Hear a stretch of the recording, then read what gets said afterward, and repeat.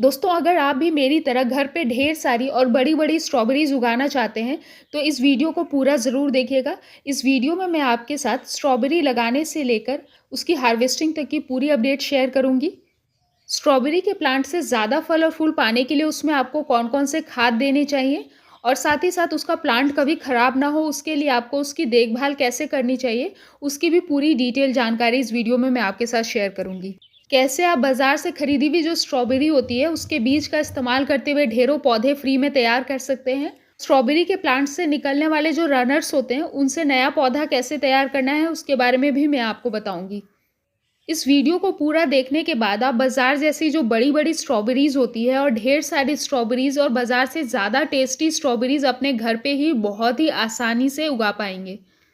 दोस्तों, जैसा कि आप देख सकते हैं, यहाँ पे मैंने जो है बेकार से पतले-पतले जो प्लास्टिक के ग्रो बैग्स होते हैं, उनमें मैंने स्ट्रॉबेरी के ढेरों प्लांट्स लगाए हुए हैं और सभी प्लांट्स में आप देख सकते हो बहुत ही बेहतरीन जो है फ्लावरिंग और फ्रूटिंग हो रही है।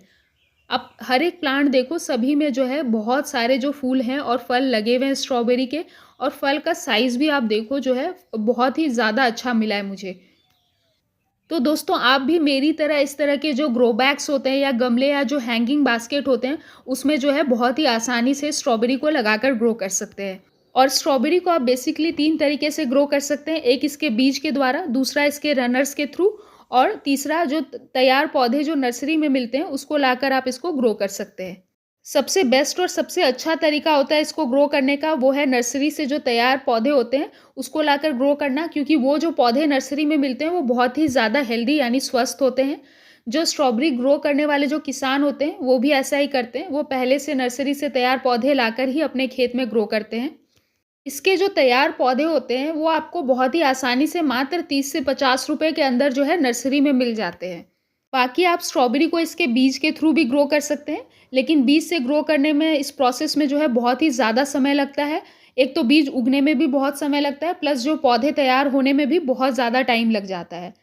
तो बीज से ग्रो करने के लिए आप इसके जो बीज हैं, वो अलग से जो मार्केट में पैकेट्स में बीज मिलते हैं, उनको लाकर भी आप ग्रो कर सकते हैं, या फिर आप बाज़ार से जो स्ट्रॉबेरीज़ मिलते हैं, उन्हीं को खरीद कर लाकर आप उसके बीज को इस्तेमाल करते हुए स्ट्रॉबेरी को ग्रो कर सकते हैं। स्ट्रॉबेरी के ऊपर ही उसके जो सीड्स हैं वो लगे होते हैं। आप देखो, ये जो सारे ऊपर छोटे-छोटे जो दाने दिख रहे हैं आपको, ये सारे स्ट्रॉबेरी के बीज हैं। इनको आप एक-एक कर निकाल कर इसके बीज के थ्रू इसका पौधा तैयार कर सकते हैं। डायरेक्टली आप इसके बीज को निकाल कर लगा सकते हैं, या फिर 24 घंटे आप इसको धूप में सुखा कर लगाएँगे तो ज़्यादा बेहतर होगा। बीज लगाने के लिए आप एकदम हल्की मिट्टी तैयार करें। जैसे आप 80% जो है कोकोपीट का मिक्सचर ले लें और 20% उसमें वर्मी कंपोस्ट या फिर गोबर की खाद मिला के आप किसी कंटेनर में जो है अच्छे से सीडलिंग मिक्स को भर लें, और पॉटिंग मिक्स को अच्छे से भरने के बाद आपको स्ट्रॉबेरी के बीज को ऊपर हल्के हाथों से बिखेर देना है, और ऊपर से आपको एकदम हल्की जो है पतली पॉटिंग मिक्स की लेयर कवर करनी है, क्योंकि स्ट्रॉबेरी का जो बीज होता है वो बहुत ही ज़्यादा छोटा होता है। तो ज़्यादा पॉटिंग मिक्स अगर आप ऊपर से कवर करेंगे तो जो बीज है वो उग नहीं पाएगा। और पॉटिंग मिक्स कवर करने के बाद इसमें आपको वाटरिंग करके इसको पूरी छाया वाली जगह में रख देना है। स्ट्रॉबेरी के जो बीज हैं वो उगने में जो है 10 से 12 दिन का भी समय लेते हैं, तो जब तक बीज उगते नहीं हैं, तब तक आपको इसमें नमी बनाए रखनी है। बाकी स्ट्रॉबेरी को आप जो नर्सरी से तैयार पौधे होते हैं, उसको भी लाकर इसको ग्रो कर सकते हैं। इसको लगाने के लिए आपको ज़्यादा गहरे कंटेनर को यूज़ नहीं करना है। 6 से 10 इंच के गहरे कंटेनर का जो गमला या ग्रो बैग है, वो इसके लिए काफ़ी होता है। और अगर ज़्यादा चौड़े कंटेनर को यूज़ कर रहे हैं, तो उसमें आप 1 से ज़्यादा प्लांट यानी 2 प्लांट लगाकर भी ग्रो कर सकते हैं। और अगर आप बालकनी गार्डनर हैं, तो स्ट्रॉबेरी को आप बहुत ही आसानी से हैंगिंग बास्केट्स वगैरह में भी लगाकर बहुत ही आसानी से इसको ग्रो कर सकते हैं। बस इस बात का ध्यान रखें कि इसको लगाने के लिए जो मिट्टी आपको बनानी है, वो एकदम हल्की और वेल ड्रेन्ड बनानी है और न्यूट्रिशन रिच बनानी है। मतलब मिट्टी जो ऐसी बनाएँ जिसमें जो है पानी बिल्कुल रुकना नहीं चाहिए, क्योंकि अगर जो है पानी मिट्टी में रुकेगा, तो स्ट्रॉबेरी के प्लांट में जो है रूट रॉट यानी जड़ गलन की समस्या बहुत ज़्यादा देखने को मिलती है। इसलिए एकदम हल्की मिट्टी आपको बनानी है, जिसमें पानी बिल्कुल भी रुकना नहीं चाहिए। तो उसके लिए आपको 50% नॉर्मल गार्डन सॉइल लेना है, 30% उसमें आप वर्मी कंपोस्ट या गोबर की खाद कोई सा भी जो है कंपोस्ट ले लें, और 20% उसमें आप सैंड या कोकोपीट का मिक्सचर लें। ज़्यादा बेहतर होगा कि सैंड को यूज़ करें, यानी रेत। रेत में जो है बिल्कुल भी पानी ठहरता नहीं है। और पॉटिंग मिक्स में आप 1 से 2 मुट्ठी नीम खली भी मिला लें। नीम खली जो है फर्टिलाइज़र का भी काम करेगा और ये फंगिसाइड का भी काम करता है। और साथ ही साथ इसमें आप ट्राइकोडर्मा फंगिसाइड जो कि ऑर्गेनिक फंगिसाइड है उसको भी ज़रूर मिक्स कर लें, इससे आपका स्ट्रॉबेरी का प्लांट कभी खराब नहीं होगा। अब ये मेरा 10 इंच का ग्रो बैग है, इसमें मैं 1 प्लांट लगाकर ग्रो करने वाली हूँ। स्ट्रॉबेरी के प्लांट को लगाते वक़्त आपको इस बात का ध्यान रखना है कि स्ट्रॉबेरी के प्लांट का जो क्राउन पार्ट है, ये वाला पार्ट आप देखो, ये मिट्टी के ऊपर रखते हुए आपको लगाना है इसको। अगर आप इसको मिट्टी के अंदर दबा दोगे, तो आपका जो स्ट्रॉबेरी का प्लांट है, वो धीरे-धीरे सड़ या गल के खराब हो जाएगा। जहाँ से पत्ते निकलते हैं, वो पार्ट मिट्टी के ऊपर रहना चाहिए।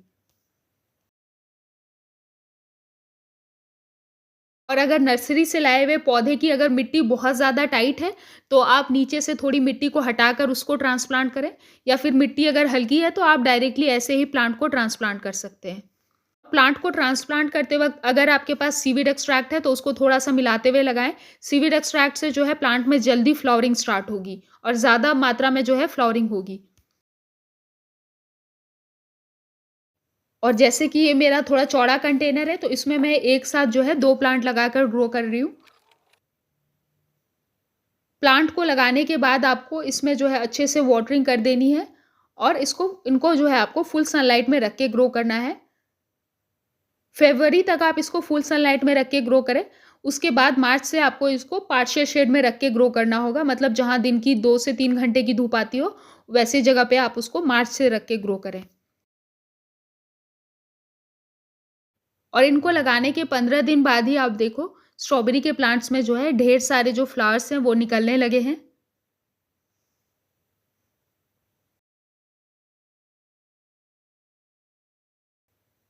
और यहाँ पे आप देख सकते हैं स्ट्रॉबेरी का जो रनर है, एक प्लांट में जो है रनर भी निकला हुआ है। तो ये वाला जो रनर होता है दोस्तों, इससे आप जो है स्ट्रॉबेरी के नए प्लांट्स तैयार कर सकते हैं। अगर आप इनसे नए प्लांट नहीं तैयार करना चाहते हैं, तो आप इनको काट कर फेंक दें, क्योंकि ये बेकार में आपके प्लांट की जो जो मेन प्लांट है, उसकी एनर्जी लेते रहेंगे। बाकी आप इससे अगर नए प्लांट तैयार करना चाहते हैं, तो बहुत ही आसानी से तैयार कर सकते हैं। तो रनर से नया पौधा तैयार करने के लिए आपको एक अलग से छोटा-सा कंटेनर लेना है। इस तरह के प्लास्टिक ग्लास को आप यूज़ कर सकते हैं। बस उसमें आपको ड्रेनेज होल ज़रूर कर लेना है और उसमें एकदम लूज़ पॉटिंग मिक्स आपको भर लेना है। तो सैंड और मिट्टी का मिक्सचर भर सकते हैं, या फिर कोकोपीट और मिट्टी या वर्मी कंपोस्ट का मिक्सचर भर सकते हैं। और उस कंटेनर को आपको, जो रनर है, उसके जस्ट नीचे गमले या कंटेनर में रखना है, या मिट्टी के अंदर भी आप कंटेनर को दबा के रख सकते हैं। और जो रनर है, उसको आपको मिट्टी के ऊपर ऐसे सटा के रखना है।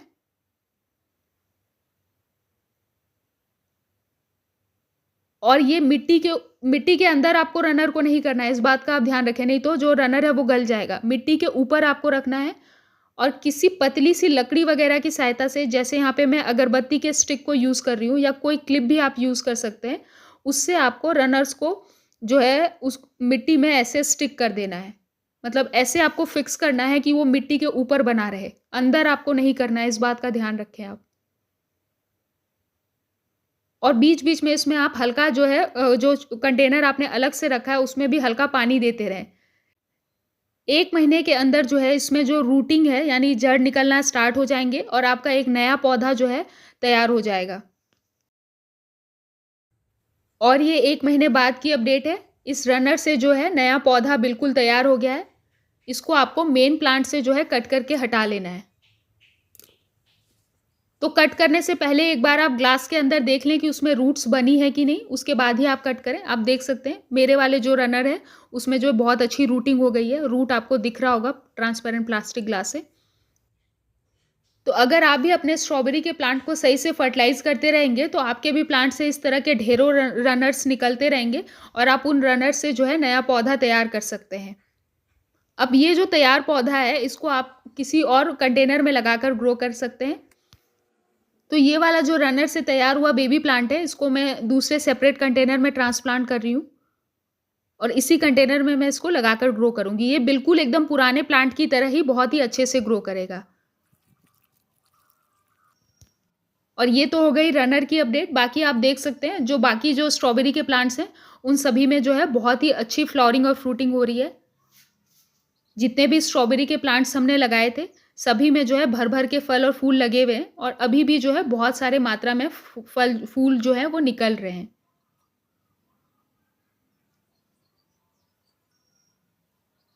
और साइज़ भी आप देखो फ्रूट्स का बहुत ही ज़्यादा सही है। इस वाले कंटेनर में भी आप देखो, इसमें भी बहुत ही अच्छी जो है फ्लावरिंग हो रही है। और बहुत ज़्यादा जो है नेचुरल पॉलिनेटर्स जो हैं, हनी बीज़ वगैरह वो भी बहुत ज़्यादा गार्डन में आ रहे हैं स्ट्रॉबेरी के फ्लावर्स को देख के। तो पूरे बंचेज़ में फ्लावर्स आ रहे हैं, आप देख सकते हैं। तो स्ट्रॉबेरी के प्लांट से ज़्यादा फ्लावरिंग और फ्रूटिंग लेने के लिए इसको आपको टाइम टू टाइम फर्टिलाइज़ करना बहुत ही ज़्यादा ज़रूरी है। आप देख सकते हो इसको, उस प्लांट को मैं बहुत ही अच्छे से फर्टिलाइज़ करती हूँ, तो इसमें देखो आप फ्लावर्स की मात्रा आप देखो कितने ज़्यादा फ्लावर्स लगे हुए हैं। और जितने ज़्यादा फूल लगेंगे उतने ज़्यादा स्ट्रॉबेरी के फल बनेंगे। अब स्ट्रॉबेरी के प्लांट से ज़्यादा फ्लावरिंग और फ्रूटिंग पाने के लिए हर 15 दिन में आपको उसको फर्टिलाइज़ करना ज़रूरी है। तो खाद देने से पहले आपको मिट्टी की अच्छे से गुड़ाई कर लेनी है, उसके बाद ही खाद देना है। तो खाद के तौर पे आपको इसमें 1 से 2 मुट्ठी जो है हर 15 दिन में वर्मी कंपोस्ट या फिर गोबर की खाद का इस्तेमाल करना है। और जब भी खाद दें तो पत्तों को हटा कर दें।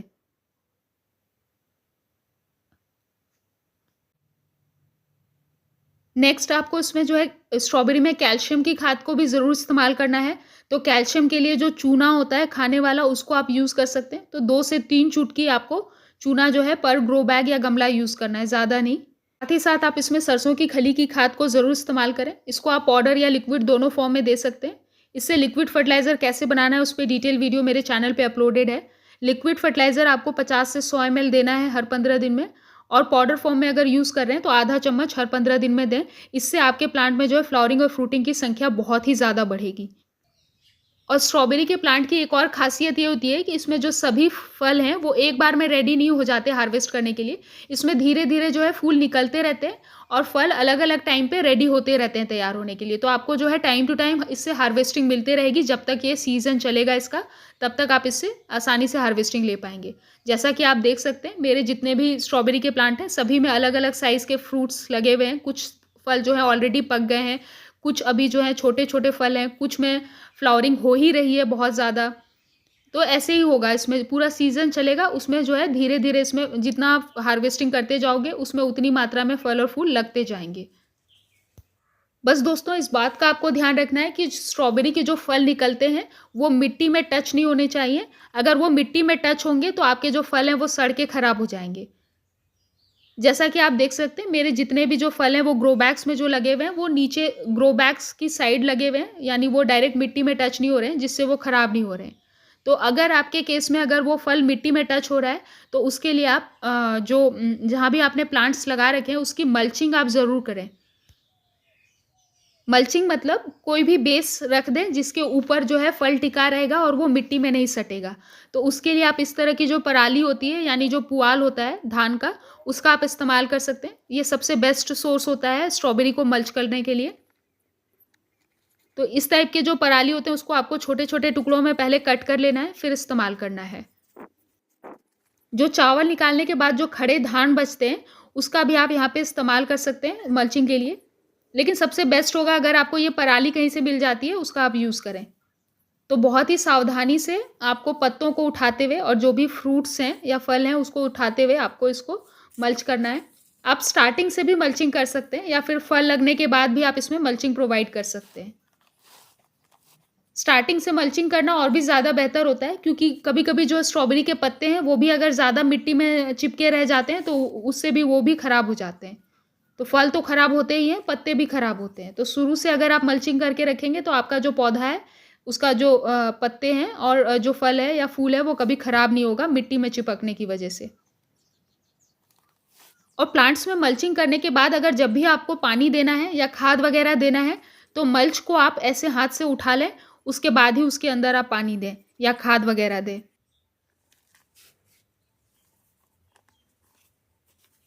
ऊपर से जो मल्च किया हुआ पार्ट है वो सूखा होना चाहिए ताकि अगर फल वगैरह उसमें टच हो तो वो खराब ना हो। तो दोस्तों आप भी ऐसा करके जो है बहुत ही आसानी से घर पे गमले या ग्रो बैग में लगाकर स्ट्रॉबेरी को ग्रो कर सकते हैं और उससे बहुत ही ज़्यादा अच्छी हार्वेस्टिंग ले सकते हैं।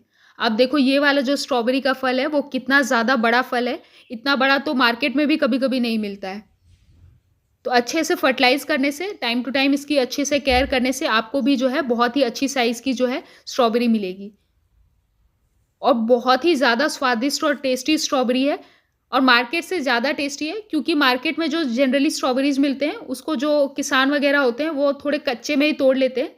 क्योंकि ताकि वो खराब ना हो, जो इधर से उधर वो ले जाते हैं, उस प्रोसेस में वो स्ट्रॉबेरी जो का फल है वो खराब ना हो, उसको थोड़े कच्चे में वो तोड़ लेते हैं। इसलिए स्ट्रॉबेरी जो मार्केट वाले होते हैं उतने ज़्यादा टेस्टी और स्वादिष्ट भी नहीं होते हैं, थोड़े खट्टे होते हैं।